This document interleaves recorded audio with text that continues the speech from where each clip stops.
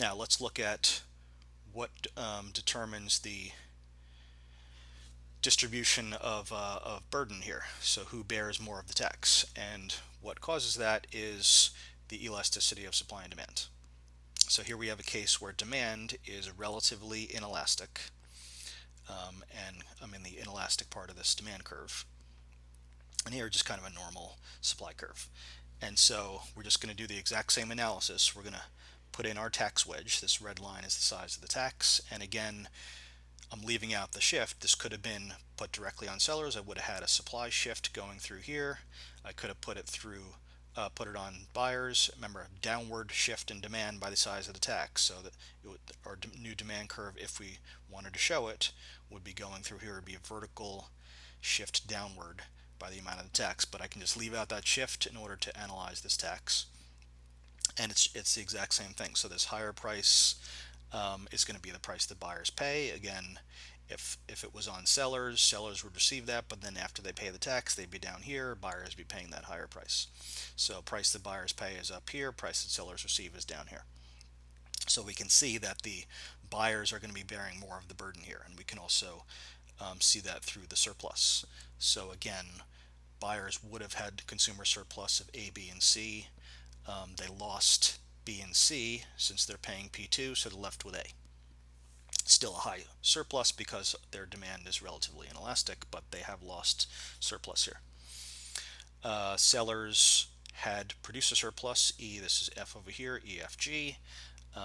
They have lost just this little sliver here because buyers are bearing more of the burden. They're left with G. Again, size of the tax times the new quantity is our tax revenue, B and E, and then this area here, C and F, is going to be our deadweight loss. So here, because at least one side was relatively inelastic, we didn't lose too many transactions, so the deadweight loss is relatively small.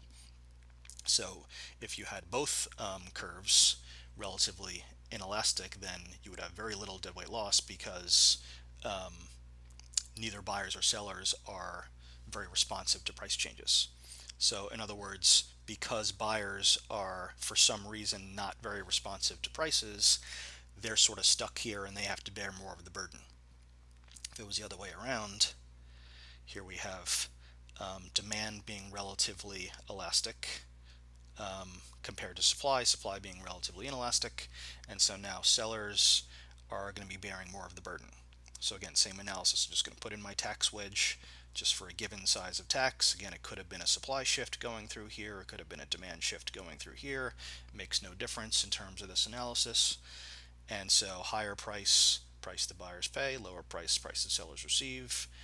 Buyers lost this surplus, producers lost this surplus, B and E is tax revenue, C and F is deadweight loss. So here the sellers are relatively unresponsive to price. They are forced to bear more of the burden of this tax. So let's just run through a couple of extreme cases. People sometimes get confused about this. They're not quite sure where to go here, but there's a couple ways to sort of help visualize this. So first of all, you might see right away, we're going to need a tax wedge somewhere. But one thing that might be helpful is to now choose to put the tax on one side, and it's going to be a lot easier to choose this sort of normal looking curve here. So we have this extreme demand curve is perfectly inelastic, so let's shift the supply curve and put the tax on sellers. That might help us kind of visualize what's happening. And then you just have to walk through what do these prices represent. So I now have new equilibrium price here at P1, but remember I just put the tax on sellers, so they're not actually receiving P1. They have to pay the tax. That's the size of the tax because that's why I shifted it by that amount. And so they're really receiving this price of P2, which was the original price. Buyers are now paying that price P1. They were paying P2, so buyers are bearing the full burden here. So remember, the more inelastic side bears more of the burden, and if you're perfectly inelastic, you're not going anywhere, you have to bear the full burden. So buyers are bearing the full burden of this tax, and in this case, with one side being perfectly inelastic, we didn't lose any quantity, so there's no deadweight loss. This would be a perfectly efficient tax, assuming there was no administrative cost, and this would just be tax revenue, size of the tax times the quantity. which was the same in this case. The other case, or this is just, let me, before I do the other case, this is another way of maybe helping to visualize it. So remember, I sort of started with this, and just like I said with our elasticity video, it's sometimes helpful to think about the extreme cases, make it almost extreme. So this is a very steep demand curve, kind of one step before we go to the perfectly inelastic case. In this case, just like any other tax graph. And so now you can see, there's where my wedge is going to be. Again, either, so that's why it's easier to see the supply shift here. The demand shift would be going through here. It'd be, remember, the vertical shift, so it'd be pretty close there, but it would be shifting down by the amount of the tax, but the demand shift would be going through there. So otherwise, it's just a regular tax graph. We have that tiny sliver of deadweight loss, and so this is just the same thing, just with the perfectly inelastic demand curve. So just be putting in that tax wedge. So sometimes hard to visualize what's going on here without any kind of visual cue here. But your way, this, if this tax was that big, the wedge would just be over there. So again, you can kind of think of it in one of those ways. Here we have the other case where at least one side, in this case supply, is perfectly elastic. And you might see right away, where your tax wedge is supposed to be. But again, you might think of it in terms of, let's give it a little bit of a slope instead of being perfectly elastic. Well, then you can see where your wedge would have to be, again, either due to a supply shift or a demand shift. And so just like before, I'd have that wedge there, my two prices, my other price would be just slightly below P1 over there. And so, or you could do a shift, and again, shift the normal curve. It's easier otherwise you're going to be in this, you might not be so sure which way to shift it, because if you do demand, for example, you're going to have to shift the demand curve on top of itself. And so it's a lot easier just intuitively to just choose a supply curve to shift. But again, you can skip all that if you just see where the tax wedge needs to go.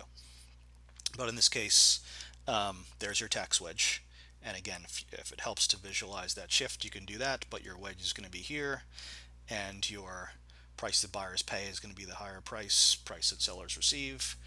In this case, we do have deadweight loss because we lost quantity. So we still have that deadweight loss triangle. We're going to have that tax revenue.